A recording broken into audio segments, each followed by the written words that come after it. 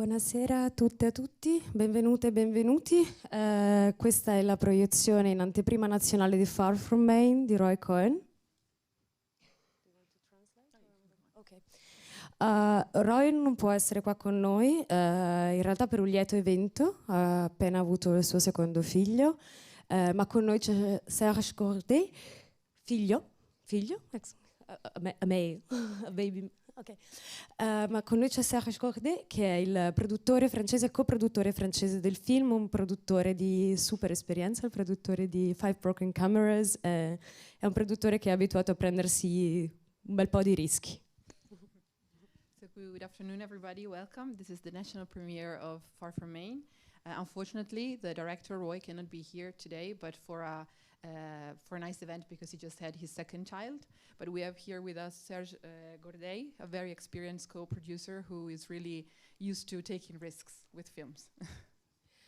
Non vogliamo dire troppo del film in realtà adesso, visto che ci sarà poi invece Roy che si connetterà e anche Serge con noi per parlare del film approfonditamente dopo, perché è un film che solleva molte questioni.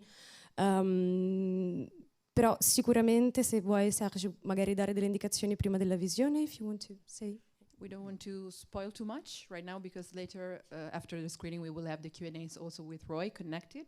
But the film raises many questions, so maybe if you want to say something or just well, it's like the previous screening. It's difficult to say enjoy it, but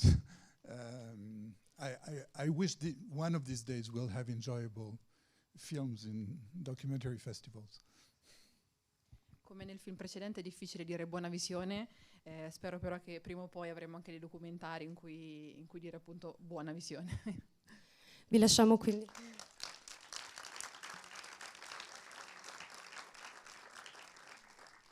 Vi lasciamo quindi al film, così abbiamo anche più tempo dopo per discuterne. Il film è in collaborazione con uno dei nostri non sponsor, che è Un Ponte Per, quindi prima del film vedrete un videomessaggio di Giulia Torrini, che è la rappresentante di questa associazione che si occupa appunto di cooperazione culturale internazionale.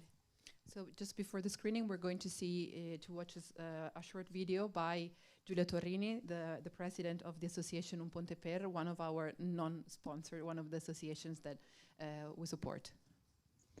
A dopo.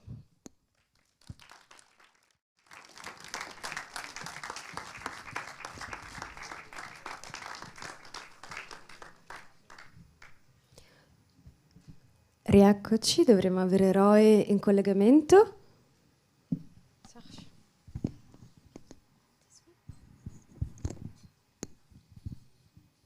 No. What is happening? No, non c'è ancora. Non c'è ancora? Ok, allora, mentre aspettiamo Roy, in realtà, approfittando del fatto che Serge è qua con noi, avete visto il film, è evidentemente un'operazione abbastanza delicata. Abbiamo cercato a lungo un film che esplorasse la questione israelo-palestinese, la gigantesca questione israelo-palestinese con un contraddittorio in qualche modo, nel senso che abbiamo mostrato tanti film negli scorsi anni che ragionavano su questa questione dal punto di vista palestinese, ma avevamo bisogno di un contraddittorio. Questo festival è un esercizio di democrazia in qualche modo e vogliamo continuare a portare uno sguardo tridimensionale. Avevamo bisogno di un regista che ha vissuto sulla propria pelle in qualche modo questo conflitto dall'altra parte della barricata e per noi era fondamentale portare questo film qua. So while we wait for Roy to connect, I would just like to say a couple of words. So you've seen a film that really addresses very delicate questions, and we were looking for a really long time for a film about the Israeli and Palestinian conflict, but with different opinions, because we've shown in the last years many films just mainly from the Palestinian point of view, but really this year with this festival we would like to exercise democracy as well. So we really needed a director from the Israeli side to tell his story. Ed è per questo che comincio con una domanda scomoda in realtà, in qualche modo, che però secondo me è fondamentale, perché i festival servono a questo e a in qualche modo uscire da quelle che molto spesso sono anche posizioni che prendiamo in difesa. E ho visto questo film quando ho fatto la premiere mondiale a Rotterdam e ricordo che fuori dalle sale c'erano dei sit-in in qualche modo di protesta, sono state appunto avanzate molte proteste rispetto al fatto che ci fossero delle ingerenze governative all'interno del film, cosa non vera, come poi Serge vi potrà raccontare, ma questo film in qualche modo ha veramente sollevato un polverone nel momento in cui ha fatto la sua prima mondiale.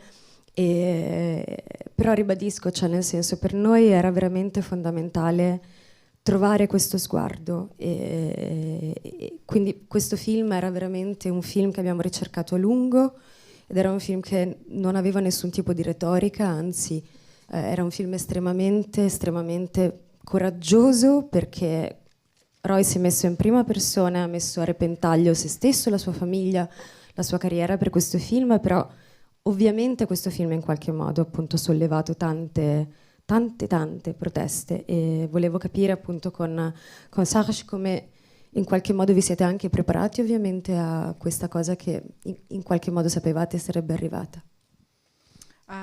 So when I was I saw the protest outside the cinema during the premiere in Rotterdam. So the people were protesting basically against Israeli government's interference in the film, allegedly, because actually there is no interference in the film. So I think it's very important to focus also on this point, because the film is not a rhetorical film in a way. And also Roy was he's here by the way, was very courageous in really putting himself out there, risking his life, his career. So how did you prepare, let's say, in the sense? So for one thing, the idea that there have been Palestinian points of view and this is an Israeli point of view, that's not exactly the way I would put it. You know the famous sentence of Godard saying that objectivity is having equal time for in the destruction of the Jews, for the destroyers, and for the victim. So no, this is not exactly it. It's complicated. What I think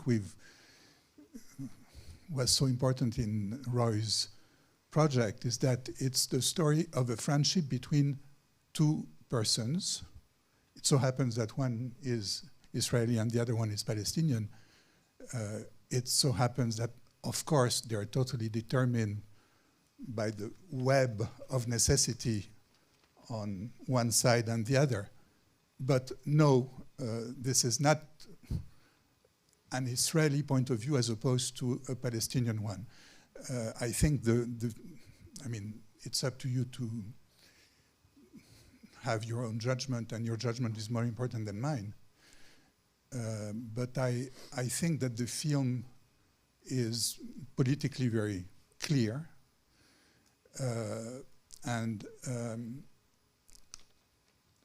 it is the idea. It is not the Israeli point of view or an Israeli point of view. That's one thing I wanted to say. Otherwise, in terms of production, from the beginning, when we met with Roy, we were in agreement that the film would be produced with no Israeli money. The film is a European production. It so happens that Roy is Israeli. So yes, there were some incidents in Rotterdam. According to the book of boycott, there was no reason for this film to be boycotted. It has no Israeli finance. It is politically clear. And I think the only reason why some people, before seeing the film, objected to it was the suspicion that because the director is Israeli, therefore it would be suspicious, which I personally find unacceptable. Anyway, there were some incidents, not that big, and as far as I know, little by little, the word to mouth made it so that people realized that this was a wrong target. Wrong, sorry? A wrong target.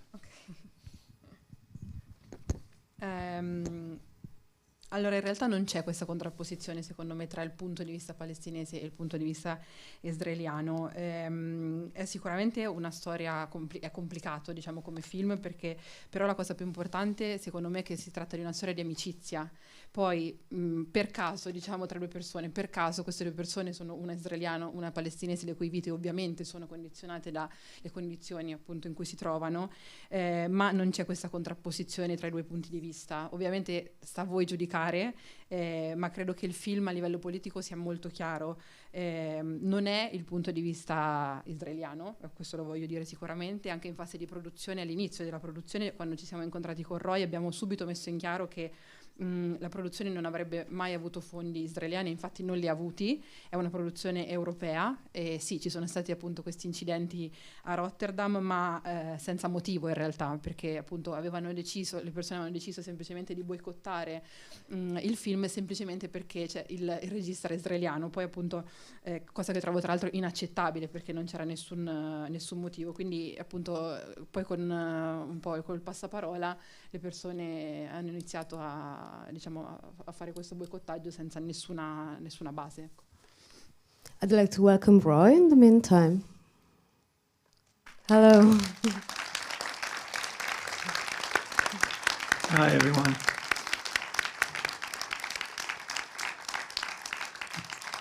I switch to Italian.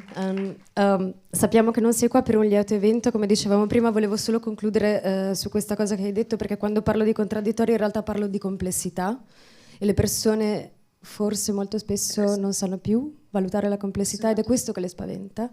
E non era un punto di vista che in qualche modo fosse quello israeliano, ma era un punto di vista che non era quello strettamente legato a un'ideologia che chiaramente in qualche modo ci protegge, ma ci faceva paura l'idea di allargare questo punto di vista. So when we talk about the different opinion, it's not really a contraposition between two different opinions, but more about the complexity of opinions and points of view. I think that people really cannot really understand sometimes this complexity, so they're just really scared of it. So it's not really the point of view of Israel, but how to approach the theme from different angle.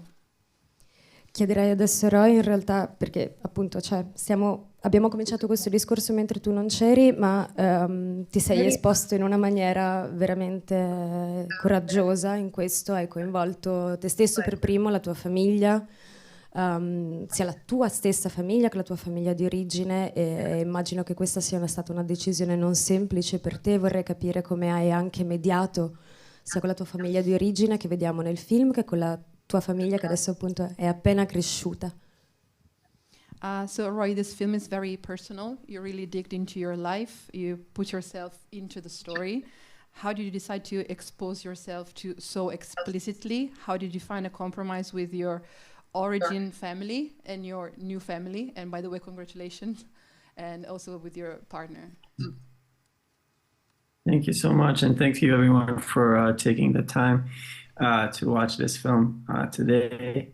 I think, going back to Israel after living in the US was something that I was sometimes uncomfortable with. It's a place that feels like home, and at the same time, it's what Israel is becoming, which is evolving in such speed, even now. And it's obviously a place that I feel very uncomfortable in as well.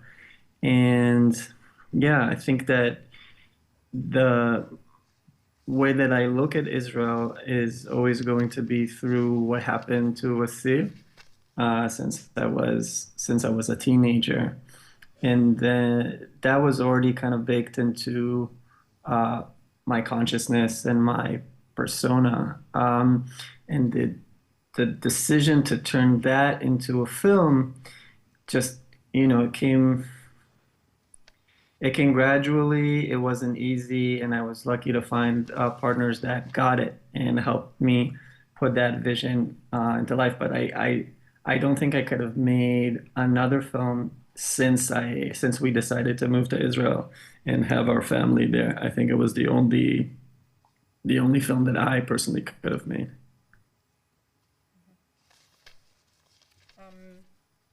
Sì, diciamo che è una diciamo, per me Israele è tanto una famiglia, scusate, tanto è casa quanto è un luogo in cui non mi sento abbastanza a disagio in qualche modo, perché comunque è anche un paese che sta anche cambiando molto velocemente e sicuramente vedo Israele con occhi diversi da quello che è successo con Asil, e questo è anche molta più consapevolezza chiaramente di quello che succede intorno a me, ed è per questo che appunto ho avuto l'idea del film. Non è stato facile, ho avuto la fortuna di avere un partner con me che ha capito, diciamo, il mio intento, e sicuramente dopo aver deciso di ristabilirmi, di rivivere in Israele, non farei più un altro film del genere, ecco. Do you want to add something? Because, sorry, I'm switching to Italian again, but un'altra cosa questo film è importantissimo secondo me per quello che è il contenuto ovviamente, ma anche a livello cinematografico è un film di estremo valore.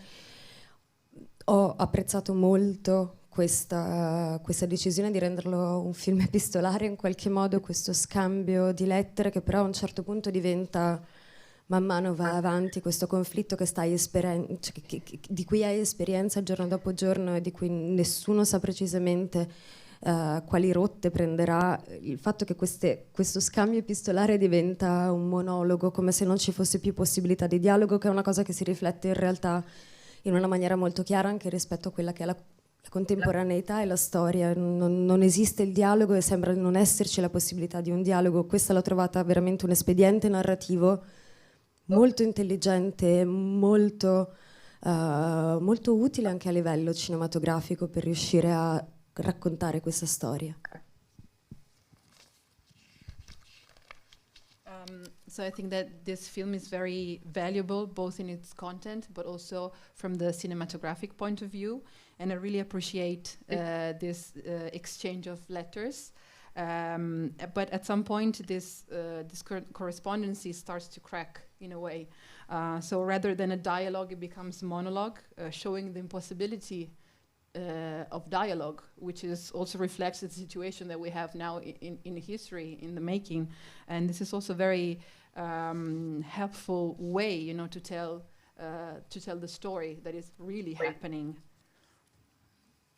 So what was the question? So it's more of a comment rather than a question, actually. I'd like you to explore a bit, like the way you wrote the film. Sure. And it came out from during the editing stage, or? Partially. I mean, we always knew from the very beginning that it was going to be a letter to Asil, and I knew everything that Asil has written. When I was in my 20s, I helped translate what he had written for a play that another friend wrote. So I was immersed in his text also. And then I think that what I wanted as a filmmaker was to make the most out of being an insider to the society, right? Having the perspective that you see in the film, and but being from within Israel. And so this kind of like more patient and poetic maybe type of filmmaking, I think, is more available to people who are inside the society, who have the time, right, to observe, and rather than run and gun and do like interviews, right? We observe our society, and I wanted to offer that also to the viewer. So in terms of cinematography, I think it's kind of, you have more of that privilege when you have more time, and when you live in that place, you have the time to really do that kind of cinematographic work. Do you want to translate that, and then I'll move to the letters? Yes. Sì, la domanda era se questa idea, diciamo, delle lettere è venuta durante il processo di editing, di montaggio. E, in realtà appunto dall'inizio sapevamo di voler utilizzare queste lettere perché io conoscevo molto bene, perché le ho tradotte e le abbiamo utilizzate per una sceneggiatura con un amico. Quindi ero letteralmente immerso, diciamo, in questi testi.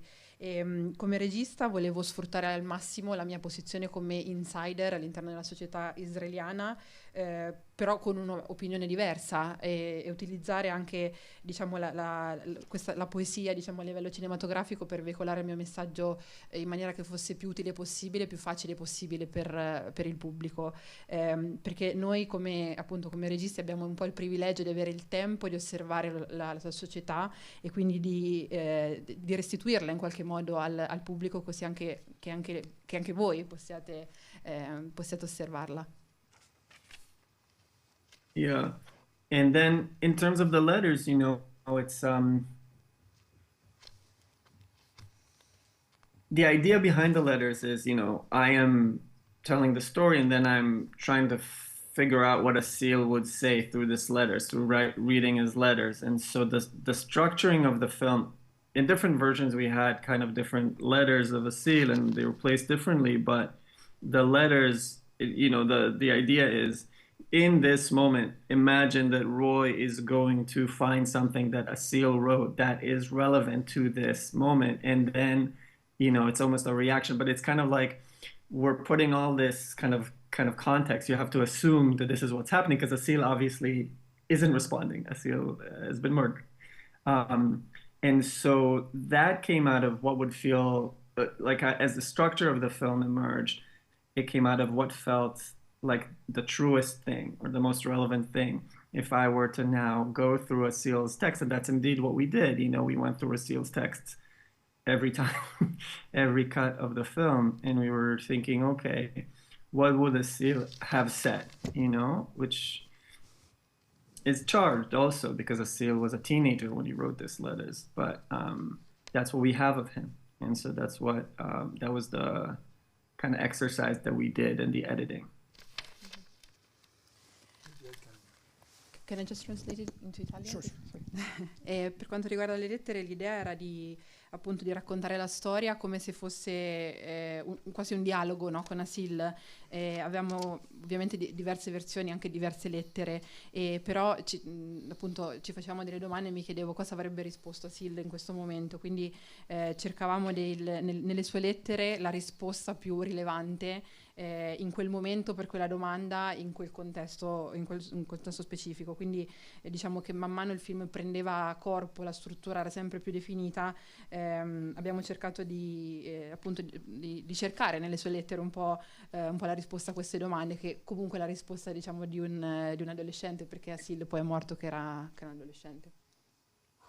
Yeah, two things about the question you asked about what it is to jump into telling one's own story. First, there was one, I would say, moral and political difficulty, which is it just decent to be telling one's perspective when you're Israeli at the same time as a genocide is happening? So that, of course, that was a difficult dilemma. The second thing is, I would say, kind of a usual issue when you have a first-person film. I remember at the beginning when Roy was writing text, he would describe his persona in third person. So he was talking about this guy who's an activist, who is gay, who is this and this and this. And at some point, I remember telling him, stop it. It's you. Mm-hmm. And so at that point, we agreed that he would write first person. But then when we got to the more in the writing of the film, and especially in the editing, it was really interesting to see how Roy was talking about the guy on the screen and back to the third person, saying, I cannot stand that guy when he does this. how stupid he is when he's doing this, and so on and so forth. So it was a constant. I don't know if you have the same memory, Roy, but it was display between you and he very often. Sì, parlando appunto del fatto di immergere, diciamo, di buttarsi a capofitto in una storia molto personale, sicuramente c'è una questione morale e politica molto difficile da discutere, perché appunto rappresentiamo un israeliano comunque che parla durante un genocidio effettivamente. Il secondo problema, diciamo, è il fatto che il problema di utilizzare la prima persona, perché Roy all'inizio, quando descriveva se stesso, parlava sempre di se stesso come in terza persona, diceva lui è l'attivista gay, eccetera. Poi a un certo punto io ho detto basta, quello sei tu. E invece poi anche durante la fase di montaggio, quando si vedeva sullo schermo, continuava a utilizzare la terza persona, quindi c'era sempre questa, diciamo, ambivalenza tra il parlare di se stesso in terza persona e in prima persona. Do you want to say something about this, Roy? Getting back to the editing phase and the writing phase? It's embarrassing to see yourself in the editing. I was very lucky to work with Serge and with Valentina Cicogna, our Italian editor, who had a lot of empathy for the person on screen and was really, there for Roy the character in ways that I sometimes, as the director, wasn't. And I think that, as a filmmaker, that was probably the best decision, was to, how do I build a team that could really be supportive and empathetic during this process? Because it could be very mentally challenging to tell that story, and especially not just because of what's happening in the editing room, but also what was happening outside of the editing room. What was happening in Israel and Palestine, and how things just keep getting worse. And it just was constantly even a struggle of, do I have the right to tell this story? Is this is this a time to tell the story? Just constantly doubting. But I was lucky to have the people that I had with me in the editing room to feel empathy and to feel the confidence needed in order to pull something like this off. In effetti è un po' imbarazzante, diciamo, questa cosa, ma per fortuna sono stato molto felice di avere una persona, di lavorare con un team molto empatico, con Serge, con la nostra montatrice italiana, che mostravano molta empatia per un Roy, per il personaggio di Roy, che io stesso non mostravo.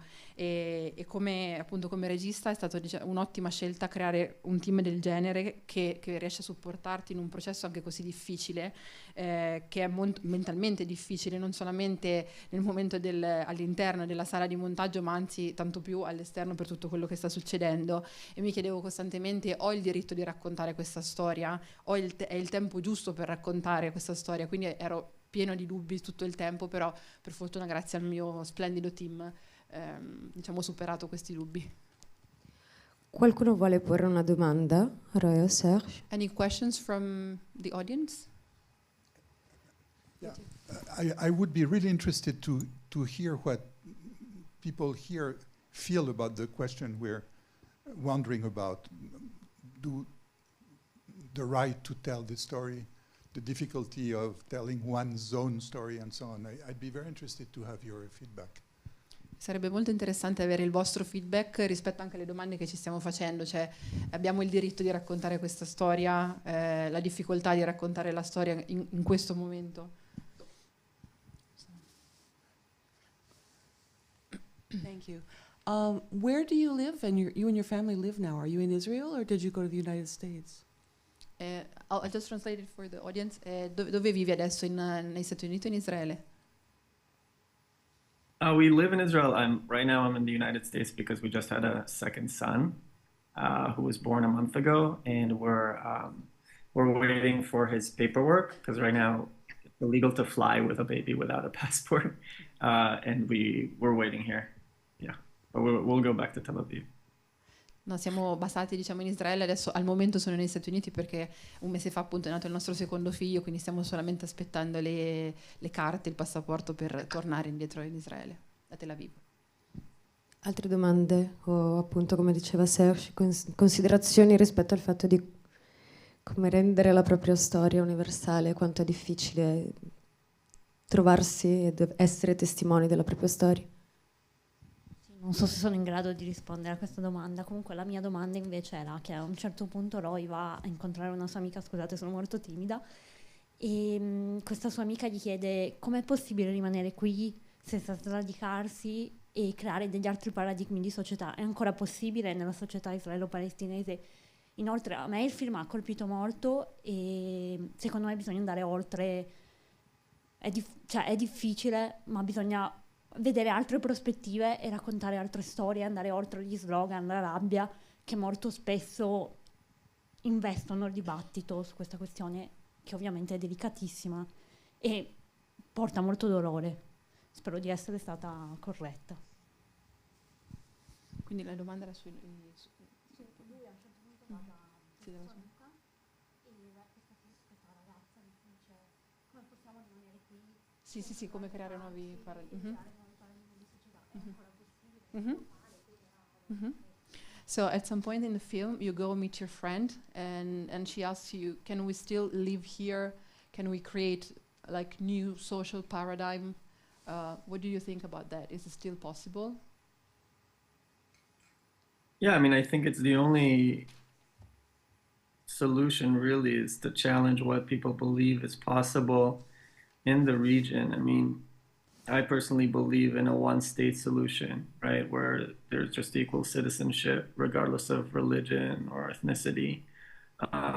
Obviously, right now it's extremely unpopular among Israelis, but I think that the only way to do it is through connections and like some sort of persuasion, whether it's political or emotional or otherwise. I do believe that Israelis can change in that regard. I don't, because I know Israelis, right? So I know that most Israelis are decent people living in a way right now that's extremely undecent. I don't know what it takes to get them to see that or to believe that they will be safe, right? Because for Israelis, that's the main thing. They just think of safety in a very upside down way. It's safe to have this war right now with Iran somehow. I don't get it. But I do believe that there's a way, and I think that the only way to get to that type of political solution is through some sort of new social or political interpersonal paradigm that's why I'm staying. Sì, penso che l'unica soluzione sia proprio un nuovo paradigma sociale e politico, e per questo anche il motivo per cui sono ancora in Israele. Io credo nella soluzione di uno Stato in cui tutti i cittadini hanno pari diritti. Non è ovviamente un'opzione molto popolare al momento, ma è possibile magari realizzarla attraverso una sorta di, creando delle connessioni, una sorta di persuasione sia politica ma anche emotiva. Gli israeliani sono persone buone, diciamo, che vivono però in una situazione davvero difficile, e penso che possano cambiare in qualche modo la loro prospettiva. Non so bene come, ma penso che sia possibile. Anche al momento la loro priorità è la sicurezza, proprio, diciamo, abbiamo molto il pallino della sicurezza. Per loro essere sicuri in questo momento vuol dire essere in guerra, e quindi bisogna anche un po' cambiare un po', diciamo, la loro prospettiva da questo punto di vista, ma sicuramente è possibile un nuovo paradigma sociale. Vorrei aggiungere una cosa su questo, perché una delle scene che mi ha colpito di più del film in assoluto è una scena in cui c'è lui che rivisita il campo e Maine, e c'è questo dialogo con un ex partecipante che è diventata madre nel frattempo, e c'è anche questa responsabilità gigantesca in qualche modo di raccontare il conflitto alle generazioni successive, che sono già in qualche modo polarizzate, perché ci viene raccontato come vai ad incontrare un amico israeliano quando noi siamo palestinesi. Cioè, già in qualche modo questa estrema polarizzazione è presente anche nelle generazioni successive, anche la necessità in qualche modo di superare appunto questo radicamento, no, intergenerazionale della polarizzazione. So a moment that really struck me in the film is when you go back to Maine and you talk with your friend there, and she's also a mom. So really there we see the huge responsibility to talk with the next generations about the conflicts. And unfortunately, this next generation are already very much polarized. So there's also a need, to overcome this polarization also for the new generations. Yeah, I mean, we're doing a really terrible job at it, obviously, right now. And then the film is kind of more of a reflection of of that feeling and that sentiment rather than a way to retaliate. I don't know that the film necessarily retaliates all the toxicity of Israel right now, but it reflects it, right? And in a way, this felt like maybe it's a document for that generation also to see, here's the context, right, of like my daughter's childhood. Here's what was happening when she was growing up. Being in Israel, I want to believe, right, that I can raise her in a certain way. But yeah, I mean, Israeli Independence Day, they're waving flags in kindergarten, daycare, when she was 2. And she's obviously getting that story, that narrative already. So yeah, I think what this film is hopefully maybe doing is reflecting, okay, this is what's happening right now, and this is what it's like to be a parent right now. And that's just the reality that we're living with. And I think that if there is a political left in Israel, then I'm hoping that it's aware of this reality and not in denial of it, because that's the only way to kind of strive for change, is from seeing, okay, this toxin, whatever you want to call it, racism or worse, is already spread through the society. How do we fight this? This film doesn't offer necessarily methods, but I think maybe it shows the extent to which what Israel has become. Beh, diciamo che noi stiamo facendo proprio un ottimo lavoro circa questo tema e il film un po', riflette un po' questo sentimento, secondo me. Magari questo film può essere una sorta di documento, di lascito anche per le prossime generazioni, per mostrare loro il contesto in cui viviamo adesso. Voglio credere nella narrativa, nel fatto che potrò crescere i miei figli in un modo diverso. Diciamo, nel film vediamo che quello che stiamo cercando di fare adesso, ma la realtà che c'è adesso. Spero anche che magari i partiti di sinistra un attimo abbiano consapevolezza che c'è bisogno di un cambiamento forte, e il film appunto mostra la situazione in Israele appunto adesso in questo contesto. Altre domande?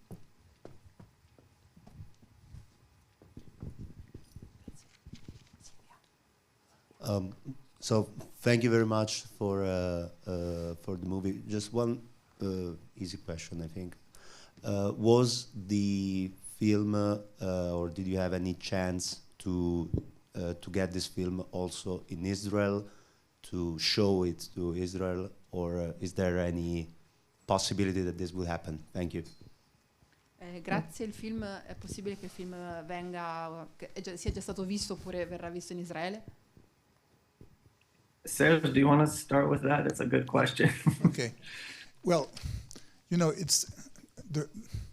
it should be an easy answer, and it's not an easy answer. It would be possible these days to show the film in Israel. There are at least 2 important festivals that asked us to screen the film and probably select it. And for the time being, we decided no,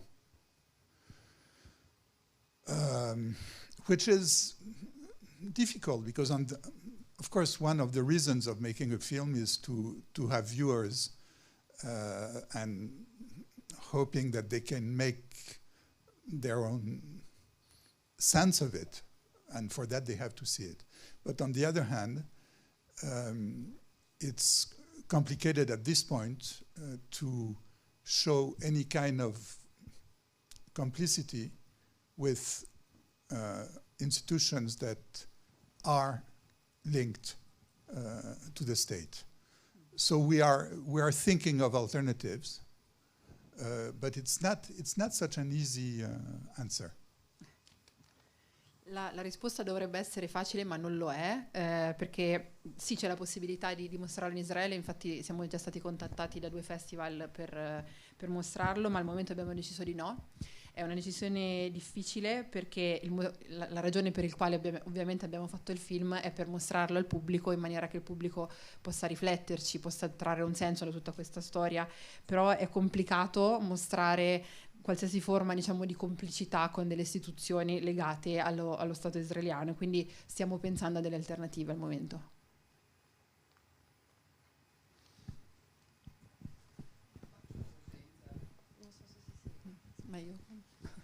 Quanto è stato difficile girare il film, volevo chiedere.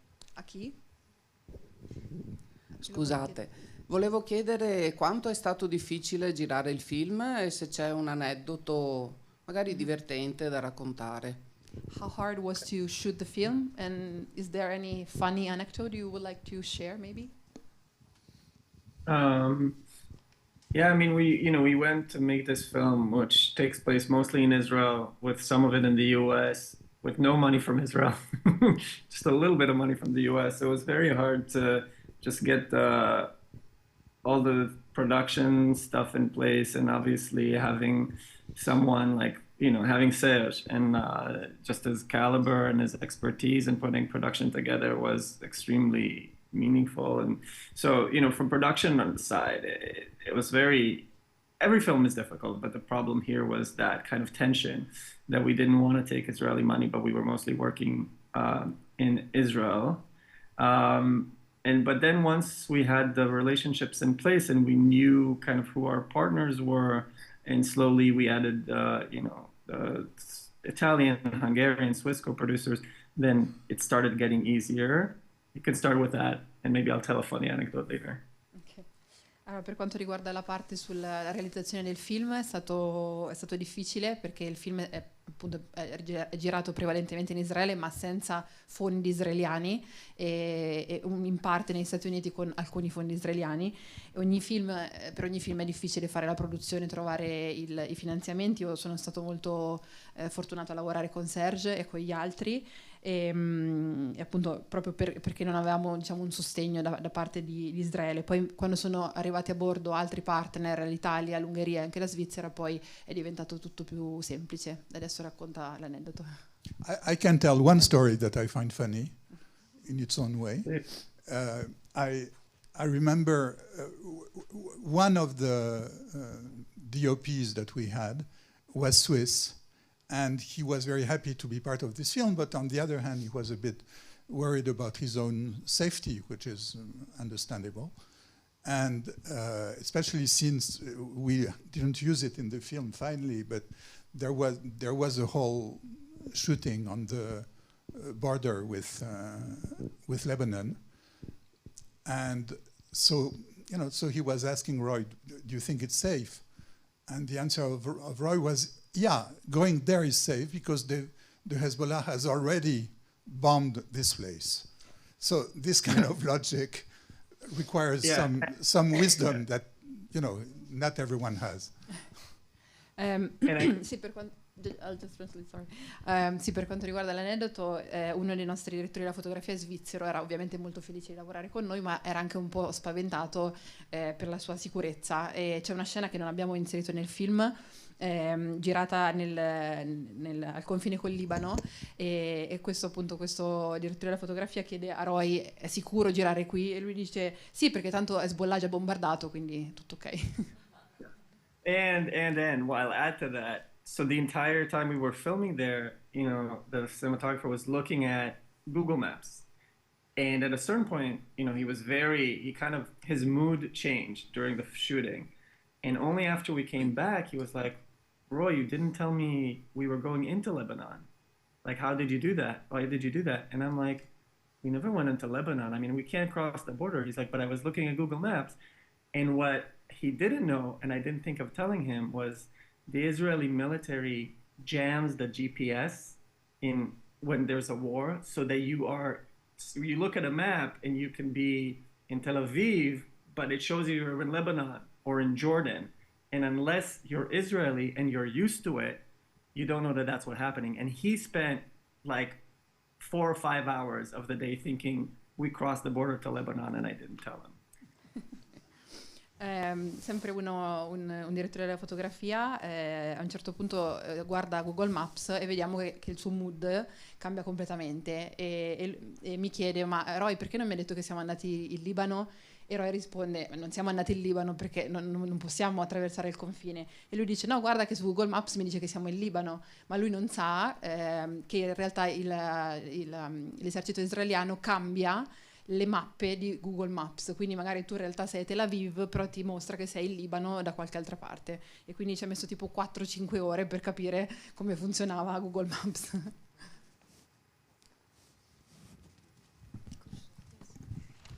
Hi, yeah, thank you for the film. I'm right here. Yeah, hello. Hi, thank you so much for the film. I just wanted to ask, maybe because from the perspective of US distribution, what is your plan? Because, for example, the movie No Other Land, even though that it won Oscar, it didn't get US distribution. I don't know what's the current situation right now. Do you have any plans? Or just curious from that perspective. Thank you. Quali sono i vostri piani riguardo alla distribuzione negli Stati Uniti? Perché per esempio il film No Other Land ha vinto l'Oscar ma non è stato poi distribuito negli Stati Uniti. Yeah, I think, we're definitely noticing what's happening with films like this in the US, and we might not have, theatrical or commercial distribution the way we would have hoped. Maybe we will. We're having those conversations. We don't know.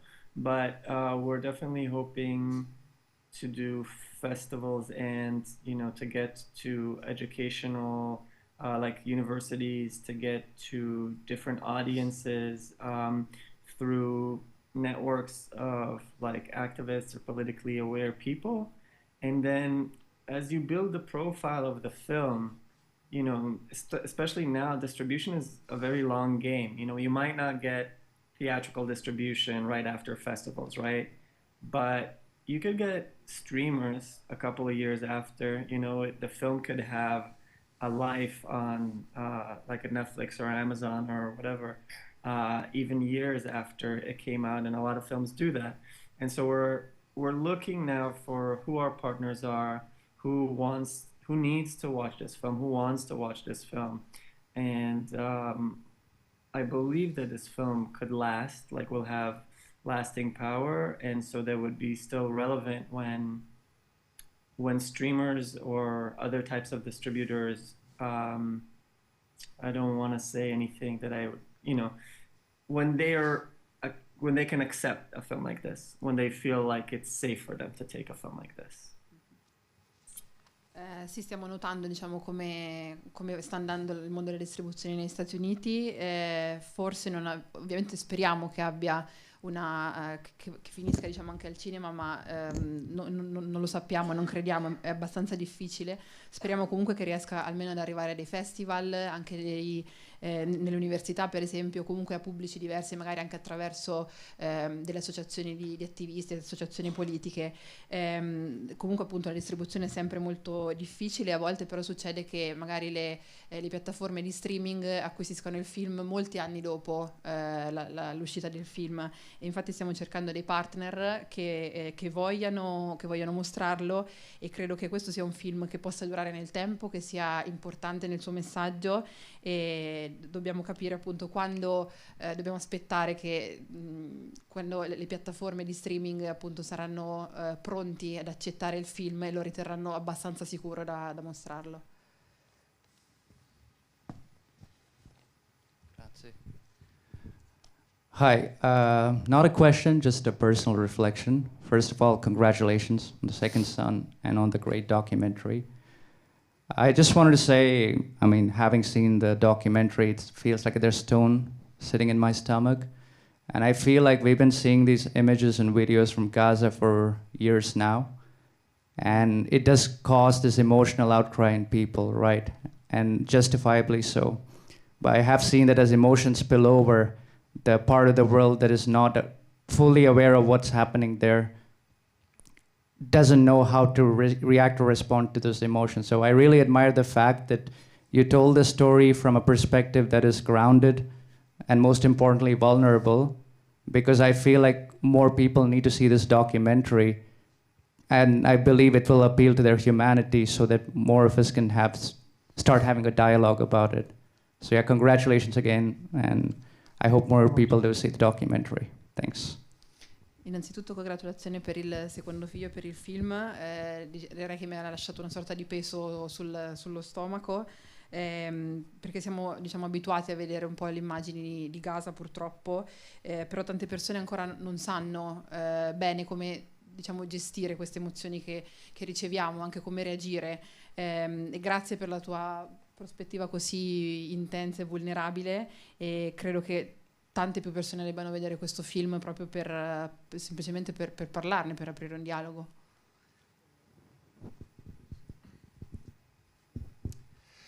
Volevo rispondere alla domanda del produttore. Grazie per questo film, perché mi sembra che abbandoni l'ideologia e riporti la questione sul lato umano.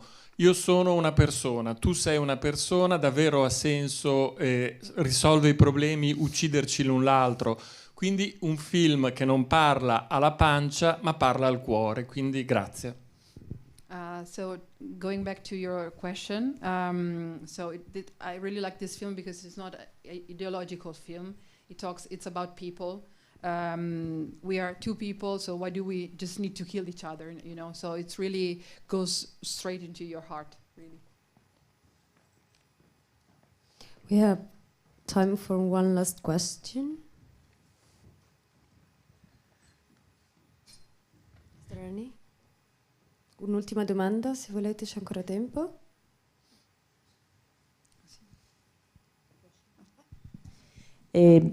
Io non sono così ottimista che basti la buona volontà delle persone, insomma. Capisco il discorso della sicurezza di chi vive in Israele, e che è lo stesso del discorso della sicurezza del popolo palestinese, con mezzi e strumenti ben diversi. Ecco.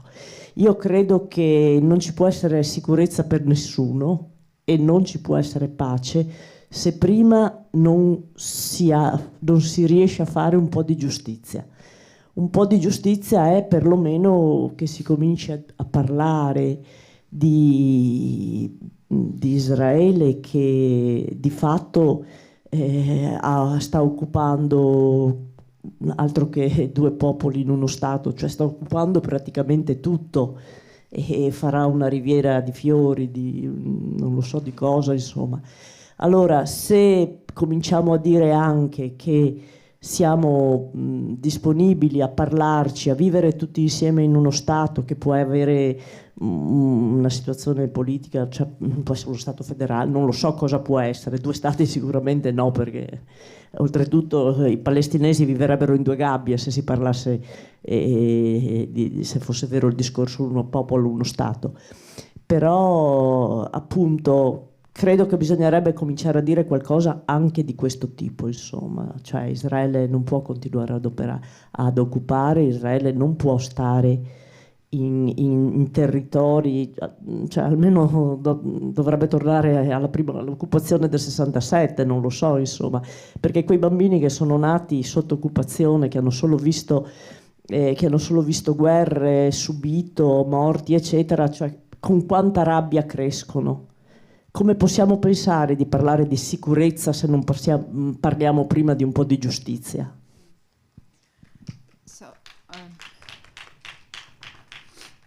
I'm not very optimistic about the fact that goodwill is kind of enough. I think that I understand the need for Israel to be safe, but also Palestine needs to be safe. Maybe with different means, but I think that it cannot really be neither safety nor peace if there is no justice. We need really to talk about Israel's occupation. I don't really believe in the one-state two people, one state solution. And first of all, for sure, we need to talk about this Israeli occupation, that he just cannot keep doing it. They should go back to the 67 borders, and let's just imagine, how angry kids born during the war, after the war, or in a conflict situation must be. So we really need to. I think that the first thing is to start to talk about these topics. Do you want to say something about this, Roy, or we can wrap up if you don't want?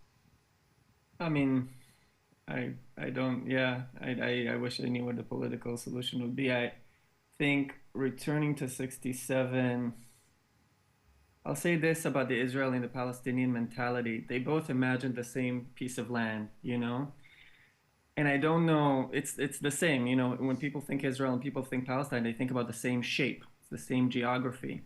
So, 67 has to do with the international law. It doesn't have to do with the Israeli or the Palestinian psyche, right? International law is super important.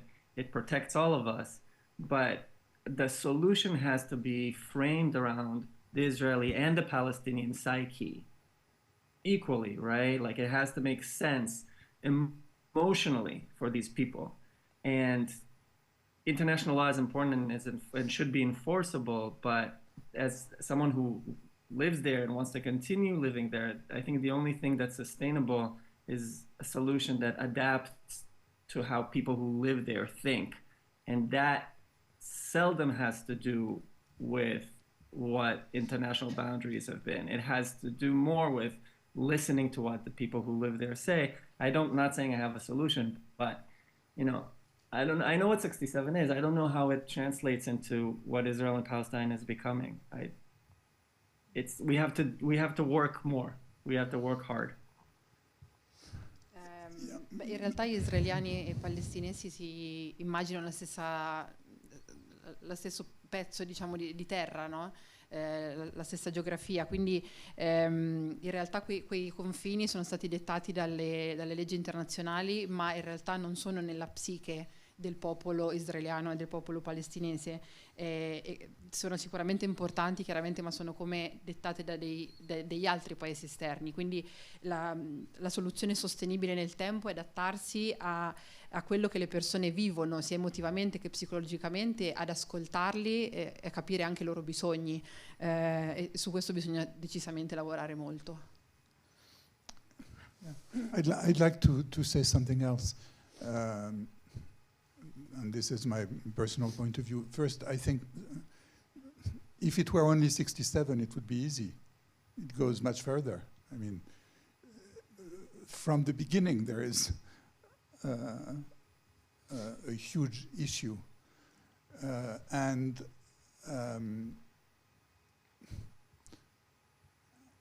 So I think on the one hand, there is what Roy says, and then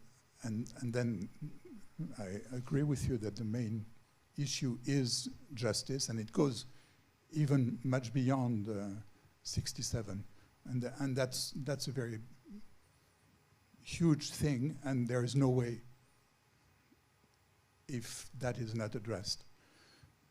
Second thing is, just I would like to say that in our little story, in our little film, what we deal with is justice. Asil, 18 years old, was murdered by Israeli police, and there was no judgment. And it's not just one young man, it's at the time 13 people who were supposed to be citizens of Israel, and not to talk about all the rest. But, at every step, the issue of justice is there. Per quanto riguarda i confini del 67, purtroppo non bastano, nel senso che comunque siamo andati oltre a quella situazione lì, purtroppo. E comunque diciamo sono d'accordo con Roy, anche con lei, nel fatto che ovviamente la giustizia è un tema fondamentale e deve esserci necessariamente.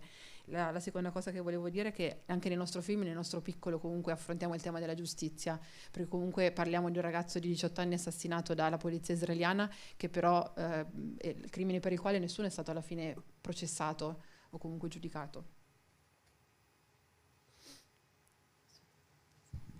We have run out of time, unfortunately abbiamo finito il tempo a nostra disposizione. Grazie mille per questo discorso. Thank you very much, Roy, for your availability. Serge, too. Thank you very much, and thank you. It was very, very... Grazie, davvero. Serge resta qua con noi comunque, quindi se volete continuare a fare delle domande rispetto anche appunto al côté produttivo e tutto quanto, lui è qua. Grazie ancora. If you want to ask Serge any more questions, he's here and is available. Thank you, Roy. Thank you very much.